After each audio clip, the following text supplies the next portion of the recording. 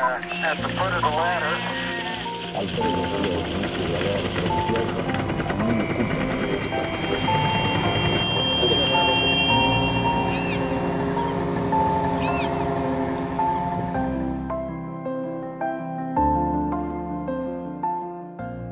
Bueno, yo soy Alberto Taja y este es mi oficio.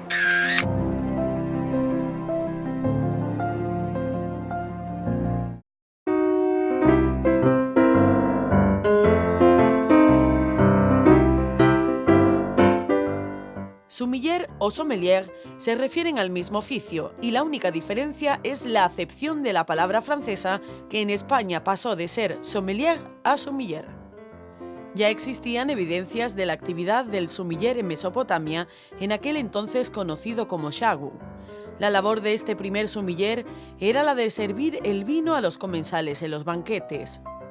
Los faraones del antiguo Egipto eran aficionados a esta bebida espirituosa y entre su séquito siempre había algún maestro copero el cual podría equipararse al sommelier que conocemos hoy. En esta época comienza el cultivo de la vid, propiamente dicho, y aunque utilizaban técnicas muy rudimentarias, lograron desarrollar algunos tratamientos de conservación como vasijas tratadas con betún. Se ha constatado que existían grandes plantaciones de vides a orillas del río Nilo. En esta misma época surgen los enóforos, es decir, las personas que servían el vino en los banquetes. Entre sus muchas funciones también estaba la de probar la bebida para averiguar si estaba envenenada. Los romanos se encargaron de difundir la cultura vinícola, elevando a la categoría de arte el culto por esta bebida. Aún con la caída del imperio, sus tradiciones vinícolas siguieron perdurando en el tiempo. A partir de la Edad Media, la figura del sommelier empieza a coger fuerza. En los monasterios franceses trabajaban los llamados celleriers y sus subordinados, los cavistes. Ambos eran los responsables de las bodegas. Aunque el verdadero origen del oficio comienza cuando los monarcas y nobles de la época comienzan a incorporar esta figura en las cortes, como catadores de vino a fin de evitar el envenenamiento de personas influyentes. En la actualidad, el sommelier es el representante del consumidor ante la bodega, es decir, es la persona que selecciona, según el contexto, la comida y otros supuestos, la botella de vino adecuada para que el cliente disfrute de una experiencia sensorial. Resulta una figura de vital importancia en los restaurantes, hoteles y bodegas de todo el mundo. Bueno, con relación a mi actividad como sommelier, llevo casi 16 años viviendo en España y dedicado en exclusiva a la hostelería. Y a partir de los últimos 8 años, en relación a la sala, que siempre fue mi vocación y mi actividad, empiezo a tomar más protagonismo en relación a la bebida, principalmente a los vinos, y me formo como sommelier. Así que hace unos 8 años que empiezo ya a trabajar de pleno en la capacitación como sommelier. El sommelier antiguamente, bueno, era más el maître de los restaurantes, el que asesoraba a los comensales a la hora de elegir un vino. Y en España empieza a tomar protagonismo la figura del sommelier y somos los encargados de recomendarle al cliente qué tipo de vino marida mejor con el plato que van a consumir. Nosotros, bueno, lo más importante del sommelier es conocer la carta que tiene en el restaurante donde va a desarrollar la actividad. Es muy importante no solamente conocer el plato, sino ese plato cómo está elaborado. En mi caso particular, como también soy un apasionado de la cocina, me intereso por cada uno de los platos, cada condimento que lleva ese plato, y en base a eso podemos seleccionar el vino que va a ir acorde y que la persona disfrute, porque de eso se trata a la hora de comer, de disfrutar de lo que tú vas a comer, y cuando lo logras hermanar o lo logras juntar con el vino correcto, ves que las sensaciones son totalmente diferentes. ¿Cuántos tipos de vino hay? Si se puede preguntar. Bueno, hay infinidades porque obviamente en España tenemos, bueno, y cada día surge alguna referencia o alguna denominación de origen nueva. En estos últimos tiempos ha habido movimiento en diferentes regiones de España y han surgido nuevas denominaciones, pero a nivel mundial son muchísimas las características, las diferencias, y eso es lo bueno también de que tienes a la hora de seleccionar un sinfín de variedades, tanto de vinos como de uvas, obviamente, para maridar. Lo importante, yo soy un enamorado de los vinos de nuestra tierra. Yo soy un hijo adoptivo de esta tierra y mi actividad se vuelca mucho, en principio, a conocer desde los orígenes los vinos de Andalucía y principalmente de la tierra de Cádiz, donde, a mi entender, no va a pasar mucho tiempo de que la denominación de origen Jerez será, como mencionada, la mejor del mundo, porque tú te puedes sentar en cualquier parte del mundo y puede ser un vino de cualquier región, pero tú te sientas en la zona más alejada y te dan un vino de Jerez y es inconfundible. Nosotros nos reunimos los sommeliers a cabo del año en un montón de lugares, y cuando te toca exponer tu zona donde tú vives, yo soy formador de vinos de Jerez, y claro, cuando hablas con un sommelier de Francia, hablas con un sommelier de Cava, hablas con un sommelier de cualquier otra parte del mundo y le dices que eres de Jerez, lo primero que quiere es acercarte a ti, porque cualquier sommelier quiere visitar las bodegas que tenemos aquí en la zona, porque son espectaculares, son únicas.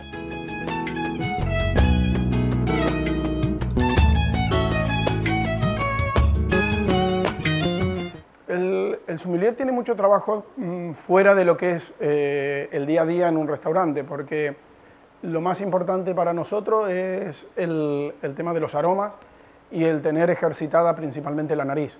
Nosotros podemos catar diariamente 30 o 40 vinos, que no significa que los tengamos que beber, pero sí necesitamos catarlos para ir conociendo, y a la hora de que un vino, si tiene un defecto, poder sacarlo, y a la hora de que le probamos el vino al cliente antes de servírselo, no le llegue ese defecto al cliente y podamos cambiarle la botella. ¿Cuáles son las herramientas que utiliza un sommelier? Bueno, para nosotros lo más importante es lo que yo tengo en la mano, que es el abridor. El saber utilizarlo es fundamental, porque a la hora de abrir una botella y no dejarle restos de corcho y que no vayas a estropear una botella, porque muchas veces tenemos vinos que el coste es elevado, entonces tenemos que cuidárselo de la mejor manera al comensal. Entonces lo principal es el abridor. Después los sommeliers trabajamos con una concha que hoy en día prácticamente ya no se utiliza, es una concha de plata, en donde ahí podemos ver si el vino tiene algún tipo de defecto, y es para nosotros poder catarlo y visualmente también ver el vino que tenga la limpieza y la característica que tiene que tener. ¿Un vino que tiene pozos está defectuoso? No necesariamente. Muchos de los vinos, y principalmente aquellos vinos de guarda, pueden tener perfectamente pozos. De hecho, si tú coges muchas de las fichas técnicas, te van a decir que el vino puede contener pozos. Hay clientes que prefieren que al vino se lo decantemos, y hay otros que lo prefieren así, porque que tú eso lo absorbas, no tiene ningún tipo de problema, porque que no tiene problemas para el consumo humano.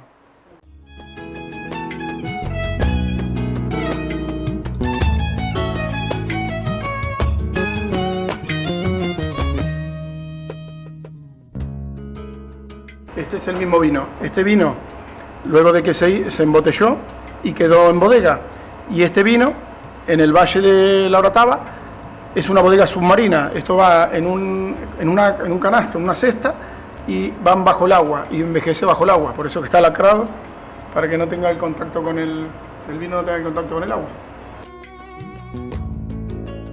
El sabor de los vinos varía muchísimo.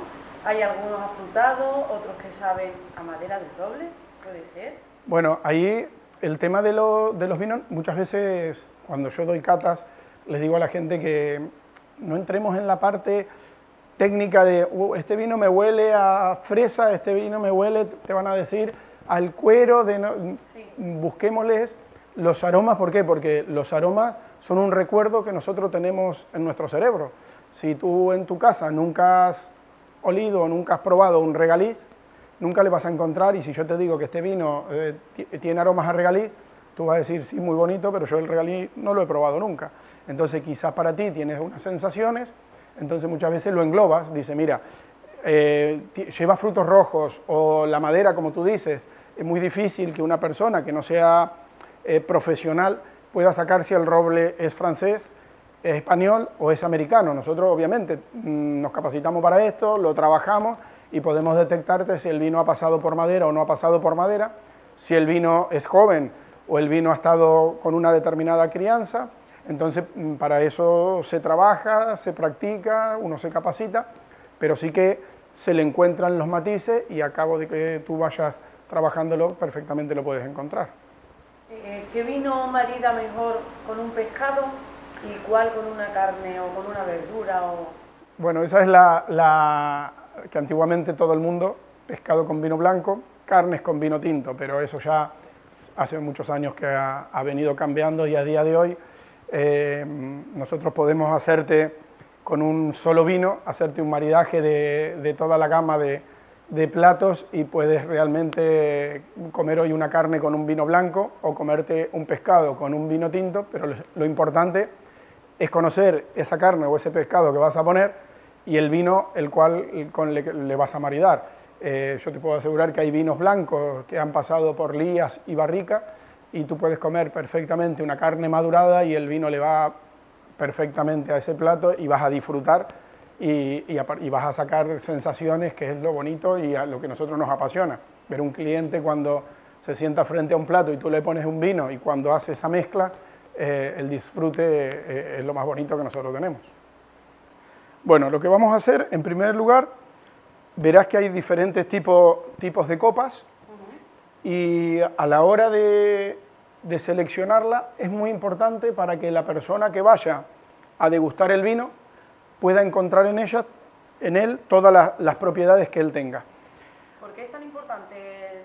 La selección de la copa, por ejemplo, la primera Sí. la vamos a descartar para lo de hoy porque es una copa para agua. Ajá. Luego tenemos una copa para vino blanco, una copa para vino tinto, tenemos una copa para espumosos, y esta copa nosotros en nuestro restaurante la utilizamos para los vinos de nuestra tierra, para los generosos. Hoy por hoy, ¿Y el por qué? el por qué, antiguamente se utilizaba el catavino, que tú que eres también de feria lo conocerás perfectamente, y el catavino, que se ha puesto de moda por las ferias en verdad, se utilizaba tanto para el fino, la manzanilla, el oloroso, el palo cortado, el amontillado. Bueno, los vinos generosos es un mundo apasionante y complejo, pero el Consejo Regulador, junto con los sommeliers, los bodegueros, preferimos que el vino sea servido en copas más grandes. Yo, por ejemplo, los vinos de Jerez, cuanto más grande la copa, más me gusta. ¿Por qué? Porque los vinos son alcohólicos, tienen una graduación alcohólica muy alta, y cuando más pequeña es la copa, más concentrado está ese alcohol, y a la hora de que tú lo llevas a la nariz para ver los matices del vino, el punzante que te entra en la nariz y la forma en cual tú pruebas ese vino es bastante agresiva. En cambio, el vino se abre muchísimo más en una copa grande, y tú, por ejemplo, en este caso tenemos un Tío Pepe, que es un vino muy tradicional y muy conocido en España, y quizás es la bodega más conocida y visitada de nuestro país. Este vino, si lo ponemos en un catavino, va a reaccionar totalmente diferente a si lo llevamos a una copa más grande. ¿Por qué? Porque le vamos a encontrar muchísimas más sensaciones al vino, y podemos perfectamente comer cualquier plato con este vino y lo vamos a sentir muchísimo más agradable. Vamos a abrirlo. Este tipo de vino, a diferencia de los otros de corcho, tiene un sistema de apertura muy diferente. Es un corcho que lleva un tapón en la parte alta, entonces es más fácil de retirarlo. Y este vino, a diferencia de cualquier otro, si nosotros lo volvemos a encorchar, lo podemos utilizar y tiene una vida útil mientras la botella la dejemos parada, que en este otro tipo de vino la guarda es los vinos acostados, y que siempre el líquido esté tocando el corcho para que no se ponga malo. Este es otro tema. ¿No? Que luego vamos a hablar de ello. La medida del servicio, muchas veces también la gente cree que la copa hay que llenarla, y la copa, este sería una medida perfecta para un vino de nuestra tierra. No hay que llenarla, tiene una característica, de hecho vas a ver en muchos lugares que las copas llevan una rayita que es hasta donde la deben llenar. Yo te voy a decir 3 parámetros puntuales que toda persona que quiera disfrutar un vino tiene que saber. Lo primero es la vista. Aquí tenemos tres fases: la fase visual, la fase olfativa y la fase gustativa, que es la última que vamos a llevar. Lo primero, que es la visual, es ver que el vino, en este caso, es un vino totalmente limpio, brilloso, tiene un color amarillo dorado, pajizo. En cuanto a la segunda fase, lo vamos a acercar a la nariz y ahí le vamos a encontrar todos los matices. Primeramente, sin mover la copa, vamos a buscar los aromas primarios en el vino, y luego ya vamos a mover la copa y vamos a seguir buscando el resto de características y sensaciones que nos va a dar. Bueno, en este caso es un vino que tiene un frescor y tiene los típicos aromas a panadería, a levadura, a fruto seco. Es un vino muy particular, punzante, tiene una entrada en nariz perfecta, el vino está correcto. Y ahora la tercera fase es la fase gustativa, donde nosotros vamos a probarlo, y a partir de ahí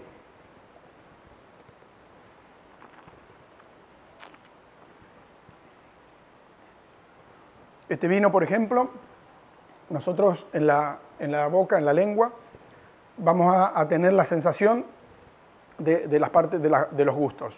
Tenemos el salado, el dulce, el amargo. En este caso el vino te hace salivar. Es un vino que tiene un recorrido muy largo. Cuando nosotros hacemos la retronasal, esto significa que soltamos el aire por la nariz, vamos a ver la amplitud que tiene el vino y la perfección. Este es uno de los vinos, los finos, son unos vinos en el cual es muy difícil que la persona que no sea aficionada a los vinos, la primera vez que lo pruebe, le guste, pero cuando lo vas probando vas encontrando en el vino un montón de sensaciones que realmente, por ejemplo, para la zona que estamos, para unas gambas, un marisco, un plato de jamón, es perfecto. Y ahora vamos a pasar a abrir una botella. He elegido un vino reserva, en este caso es de la bodega Vivanco, es una añada 2012. Este vino tiene 18 meses de botella y ha tenido 24 meses de barrica en roble francés y americano. Lo que vamos a hacer con este vino es una decantación, pero la vamos a hacer una decantación simple. Más bien va a ser un jarreo, porque la decantación se hace a trasluz, con una vela por debajo. ¿Para qué? Para que los pozos que tú hoy mencionabas no pasen luego a la copa del comensal. Entonces lo que nosotros vamos a hacer es oxigenarlo nada más el vino. El vino está vivo, tiene muchas sensaciones que tú, al momento de ir llevándolo, vas viendo cómo evoluciona ese vino. Y lo bonito que tiene, que tú pruebas una primera copa y luego, a medida que vas ese mismo vino probándolo al cabo del almuerzo o la cena, le vas encontrando un montón de matices diferentes. Lo primero que hacemos, vemos que lo vas a ver muchas veces, el por qué el sommelier o el camarero que te abre la botella huele el corcho. Aquí lo primero que nos va a dar, si el vino tiene algún defecto, lo notaríamos en el corcho. En este caso, huele a corcho, normal, pero no nos da ningún defecto en nariz. Entonces, lo que vamos a pasar, vamos a seguir con solamente lo vamos a jarrear, lo vamos a airear al vino. ¿Esto en qué consiste? Tenemos un decantador, cogemos el vino y lo que vamos a hacer es pasar el vino a esta jarra, a este decantador, y lo que nosotros tenemos que, si vemos que tiene pozo, no dejarlo que pase aquí, y a su vez el vino lo que le aceleramos es la oxigenación. En este caso lo que estamos haciendo es oxigenarlo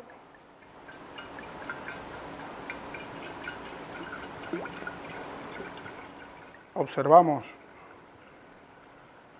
que el vino está correcto, está limpio, no tiene, en este caso no tiene pozos.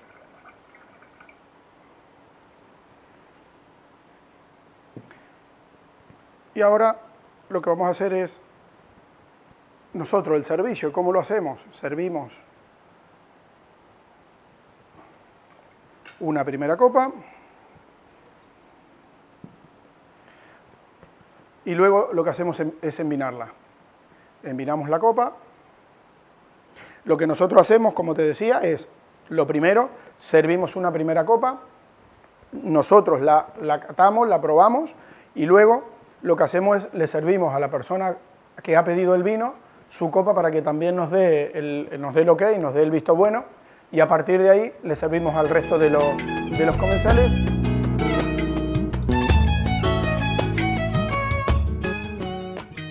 La formación constante para nuestra profesión es fundamental. Nosotros tenemos que estar permanentemente formándonos. En mi caso particular viajo casi a todas las ferias a nivel nacional, tanto te puedo nombrar de Peñín, que siempre me está invitando a los diferentes salones que él prepara. Eso me ha llevado a formarme en diferentes consejos reguladores, y después cuando tú te haces ya de un nombre dentro de esta actividad, tienes la suerte de poder ir visitando, obviamente, bodegas en toda España. Y en el caso mío particular, como te dije con anterioridad, soy formador de vino de Jerez, soy también formador de cava. Hace poco fui invitado y soy embajador de vinos canarios, que realmente ha sido una experiencia extraordinaria. Y bueno, queda ahora, el próximo objetivo es también ser formador de los vinos de Rioja, que es lo que me gustaría.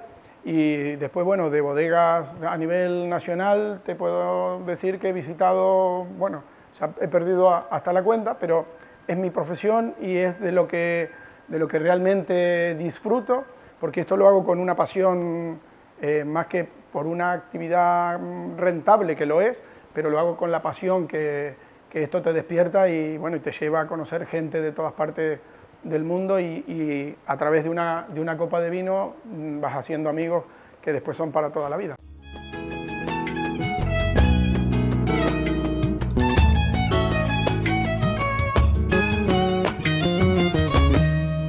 Hoy hay muchos jóvenes sin tener una actividad enmarcada, que no saben en qué pueden trabajar, y yo les digo que la hostelería hoy por hoy es un recurso importante para aquellos jóvenes que no tienen trabajo. ¿Por qué? Porque el turismo en nuestro país sigue creciendo, sigue y va a tener movimiento siempre, y muchos de los restaurantes que hay, principalmente en nuestra comarca, en el campo de Gibraltar, pero que yo lo hablo con gente de fuera también, vemos de que está demandando gente profesional. Entonces yo insto a la juventud que esta es una actividad apasionante, que es sacrificada, sí, como cualquier otra. Pero cuando uno comienza y empieza a trabajar en esto, le encuentra la satisfacción, estás en contacto con la gente, te acercas a una mesa, hablas con distintos tipos de gente, y luego si nos apasionamos por el vino, pero no solamente por el vino de nuestra tierra, sino en general, vamos a encontrar una actividad que hoy está muy demandada, porque los restaurantes cada vez más están incorporando sommeliers. ¿Por qué? Porque somos importantes a la hora del trabajo en un establecimiento, tanto que el cocinero sea profesional y sepa montar un plato y darle todos los acompañamientos que ese plato tiene que tener, el sommelier a la hora de llegar a una mesa y poder a una persona hacerle elegir el vino correcto, eso es un trabajo. Y aquella persona que tenga el bichito ese que le pique en el tema del vino, yo creo que es una actividad que tiene mucho futuro en nuestro país. Nosotros aquí, por ejemplo, en el restaurante damos cata, hacemos maridaje. A mí me gustan más los maridajes que la cata. La diferencia que la cata es solamente bebemos el vino, pero nosotros lo que hacemos acá es maridaje, acompañamos la comida con los vinos. Entonces, con cada plato que vamos sacando le vamos poniendo un vino diferente, y la persona puede ir viendo las diferentes sensaciones que te va dando, y entonces yo creo que es una actividad apasionante, y este es mi oficio.